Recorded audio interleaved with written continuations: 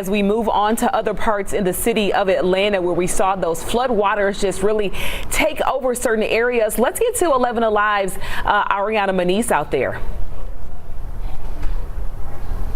Near the intersection of Alton Road and Woodward Way, and behind me is Peachtree Creek, and it looks like Peachtree River at this hour. Now neighbors, they've been coming out here all morning, really stunned to see this area like this. One neighbor says the last time she saw it like this was back in 2009, and she said it took days for the water to recede, but she says she's never seen it to this point right here. She did acknowledge that this is what they call a floodplain, and as we were building up to any impacts from Helene, neighbors, they were warned that they were in this area and that the creek could rise, but they did not expect it for it to get to this point.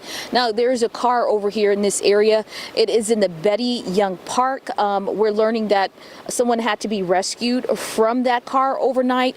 There is a home kind of further back in this area. Someone had to be rescued from that home overnight, and also there is a home kind of a little further down the road. We're learning that a neighbor, she said around 3 a.m. this morning, firefighters knocked on her door for permission to go through her backyard, cut through her fence to rescue someone from the home behind this area. Now, just to give you some perspective to where we are, we're in the Peachtree Battle area, and behind this creek is the Bobby Jones Golf Course.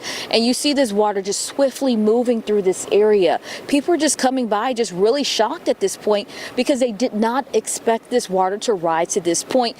One man, he called it the 100-year flood because he says, like I mentioned, they have not seen the water rise to this point since 2009. We're going to continue to try to talk to some neighbors to see their perspective of this area. But as I mentioned, at least 3 water rescues we can confirm from this area. Everyone, they were able to make it out safely from this point. Back to you, Ariana. And I'm thinking about all those families because as saturated as the soil is, all the water we see there behind you, it's going to take some time to recede because there's just nowhere for it to go. The water's, can't absorb into soil that's already drenched.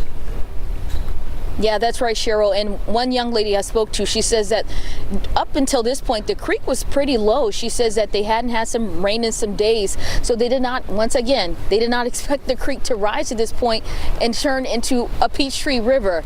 So pretty much just a sense of a shock at this point. All right, and requiring some patience in the days ahead. Ariana, thanks a lot.